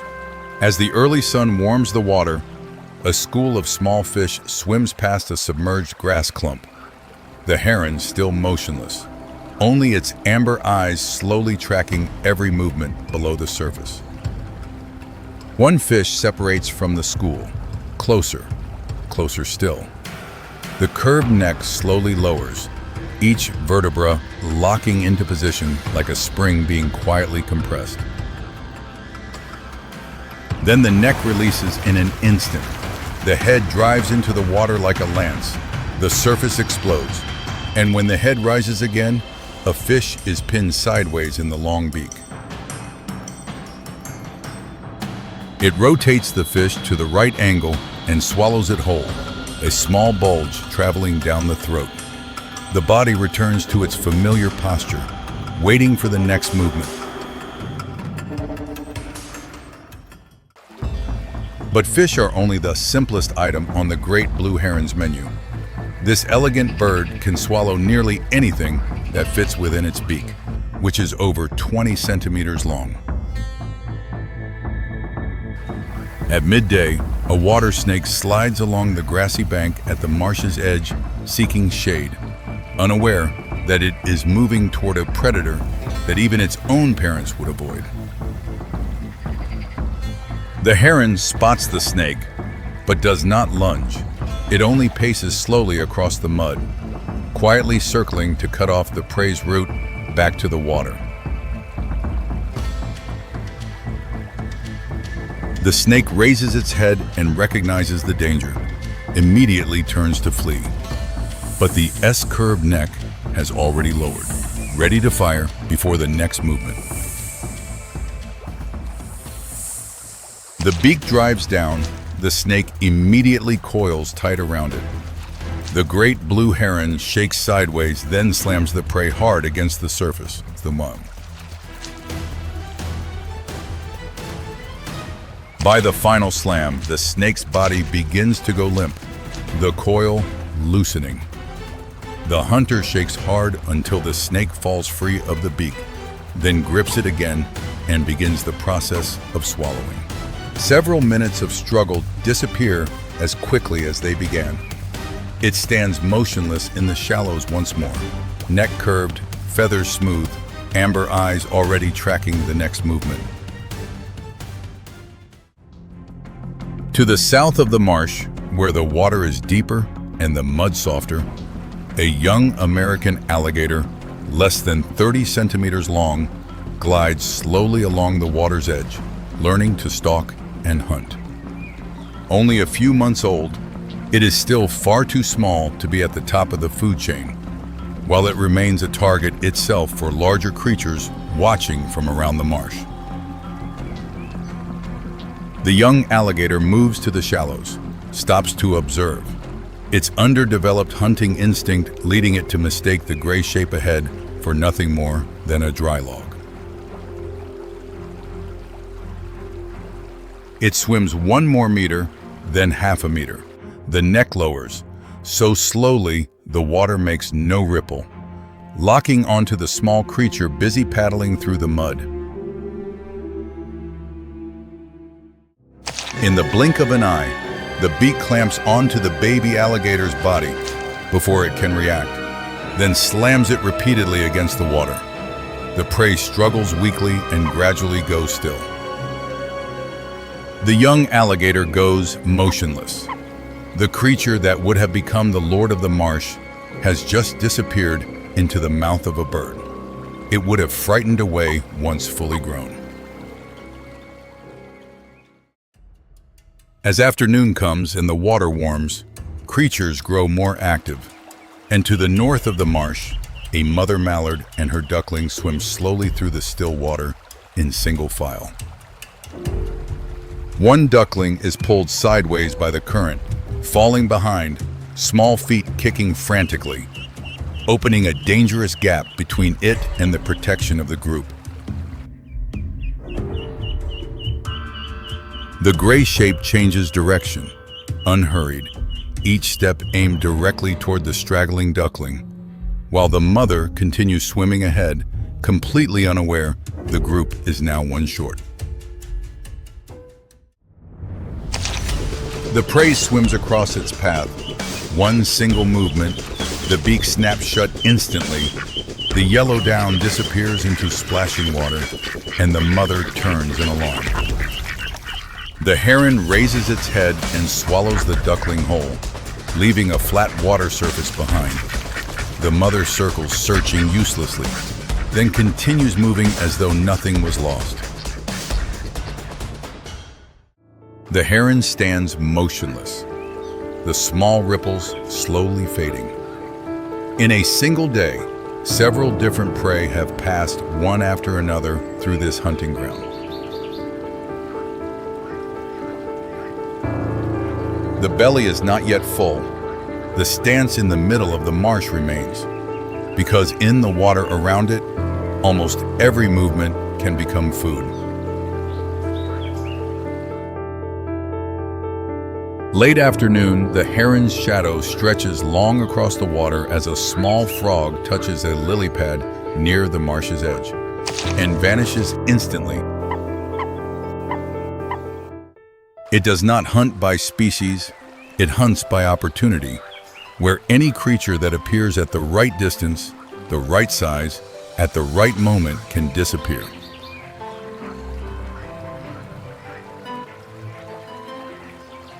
Its weapon is not fang or talon, but a curved neck that can compress and then release in a flash, leaving prey no time to react. But speed is only half of it. The other half lies in the ability to stand completely still for so long that many creatures fail to recognize the danger standing right beside them. Long toes distribute its weight across the soft mud surface, allowing it to move silently through the hunting zone without being detected.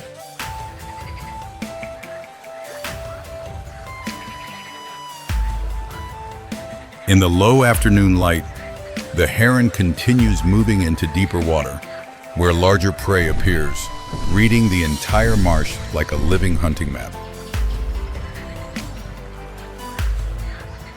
A larger fish swims slowly near the bottom. The great blue heron watches from above, adjusting its angle of view to compensate for water refraction with high precision. It releases the neck. The head drives deeper than this morning.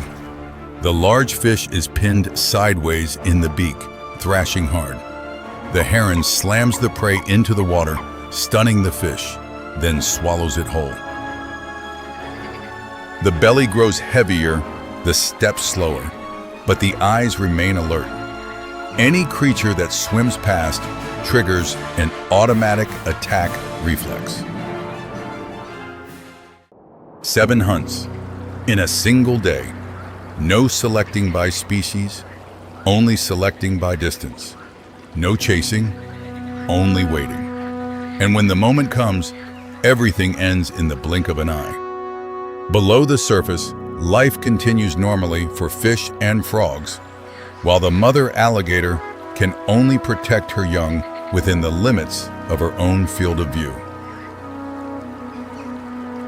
The mother duck leads her ducklings into dense reeds to reduce risk. But the marsh always holds more danger, and the 7 that exist today may be 6 tomorrow. The heron still stands motionless in the marsh, neck curved, eyes open like a living statue. But inside the stomach are bones, scales, and feathers, and the water surface reflects the heron's slender silhouette. But beneath the mud, organic remains are decomposing, gradually converting into the nutrients that sustain this entire ecosystem. That cycle maintains the recurring rhythm of hunting, as species continuously appear around the heron's feeding zone, forming a stable but ever-changing system of participants. The heron spreads its wide wings, glides low across the marsh surface, then settles onto the reed bed bank in the last of the afternoon light, completing a full day of hunting. The marsh slowly shifts its rhythm, smaller creatures becoming more active as the gray shape in the water has departed, reopening the space for the natural pulse of life to resume. Tomorrow morning, when the first ray of sunlight touches the water, the heron will already be standing motionless in the marsh, while a fish unknowingly swims gradually into striking range. But the rhythm of life in the marsh continues by natural instinct, as species keep moving through the water where the heron typically lies in ambush to hunt.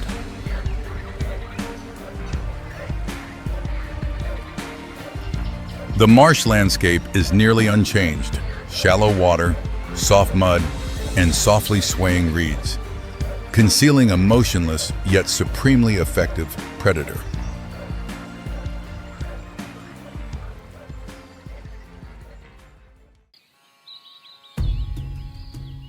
At midday, the Namibian desert sinks into scorching heat. The air shimmers above the sand, and most creatures have already withdrawn into shade.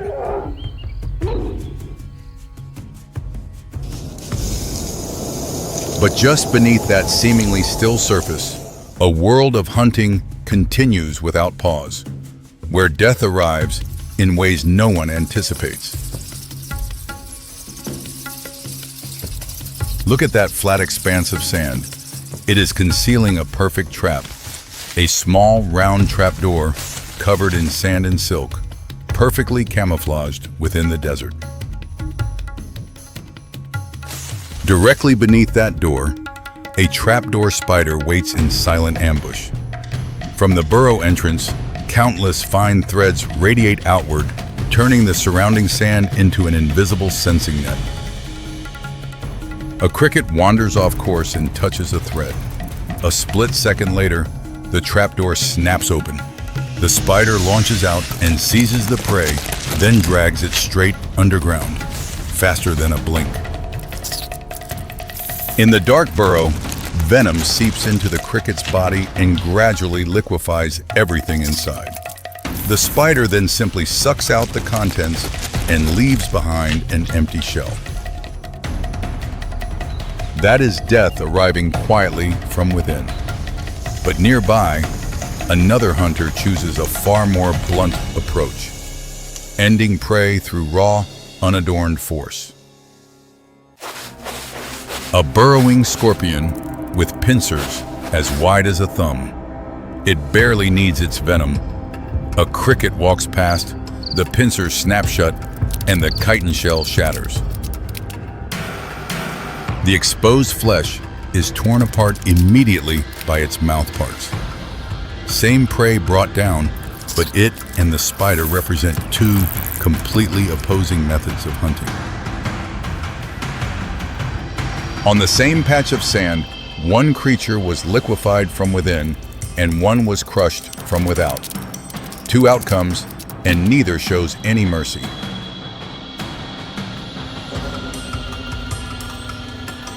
At the smallest scale, venom and strength are evenly matched. But as size increases, the two paths diverge further, and the price each hunter must pay grows heavier. That price is most visible in a Central American rainforest.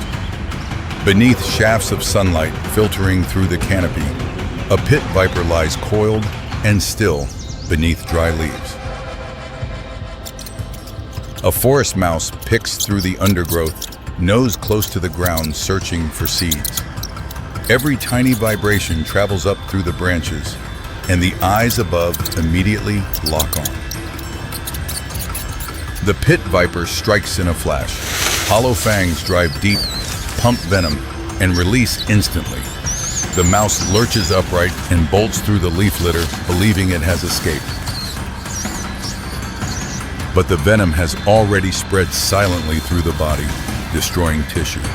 After a few more steps, the mouse staggers and collapses. Only now does the pit viper calmly follow the scent trail.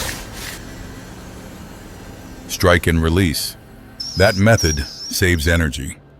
But right in this same forest, another hunter brings down prey the opposite way, by holding and never letting go.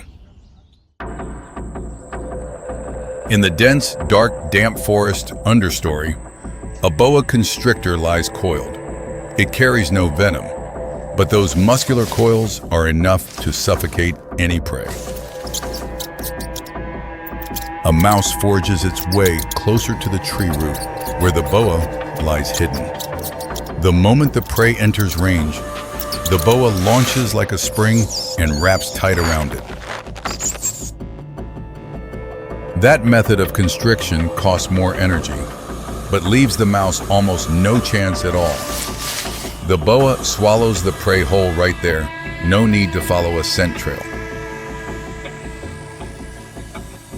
Two hunters, two different bets. One trusts in invisible venom, the other trusts the coils of its own body. And the price each pays is nothing alike. At the middle scale, venom and strength each carry their own cost. But if the two were forced to face each other, who would remain standing? The answer is waiting in Africa. Here, nature places two extremes side by side. On one side, venom potent enough to kill a large animal. On the other, strength capable of hauling a carcass up a tree. At the edge of the East African savanna, late afternoon, a cobra more than 2 meters long glides quietly through low grass, head slightly raised, tongue continuously flickering to probe the air.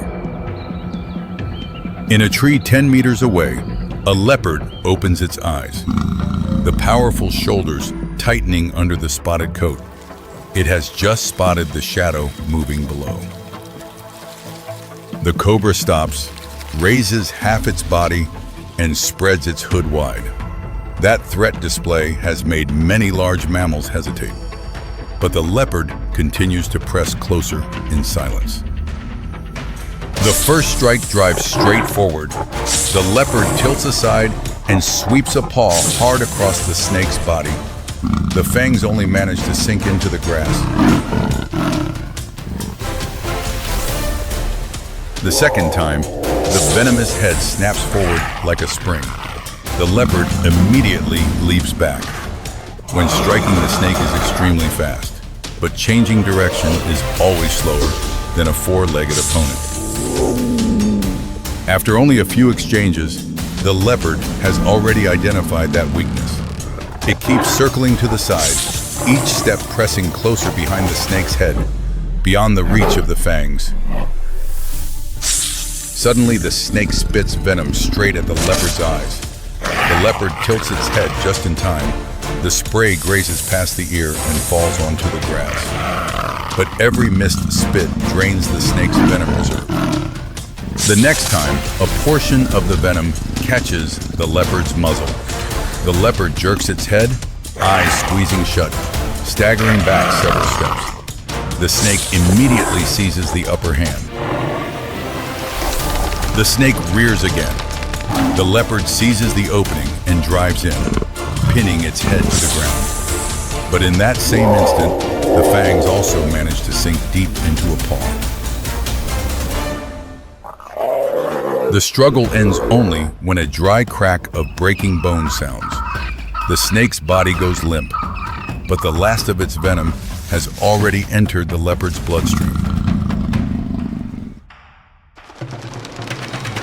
Leaving the snake's body in the grass, the leopard walks on, but the venom is already destroying its body from within, and it collapses.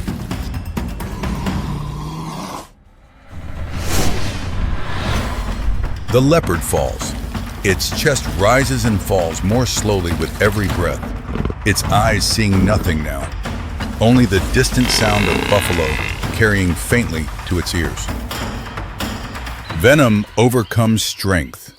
Strength overcomes venom. But the next creature is entirely different. Nothing sharp can penetrate it, and no drop of venom can seep into it. An East African riverbank at dusk, murky water drifting slowly by. 2 meters from the bank, a Nile crocodile moves beneath the surface, only its eyes breaking the waterline. A herd of impala picks its way to the water's edge, stretching their necks and lowering their heads to drink. Beneath the flat surface, the long shadow is already moving toward the slender legs. The water explodes. The enormous jaws launch out of the mud, clamp onto a leg, and wrench the impala downward. It claws frantically, but it is already too late. The crocodile rolls beneath the water, trailing mud and white foam. The prey thrashes desperately in the murky current, then disappears completely beneath the surface. Not long after, the stretch of river returns to its familiar calm. The crocodile's eyes still float in the current, while the impala herd has already retreated far from the water's edge. In bodies as enormous as that, strength decides nearly everything. But nature is not built only from massive jaws and great blocks of muscle.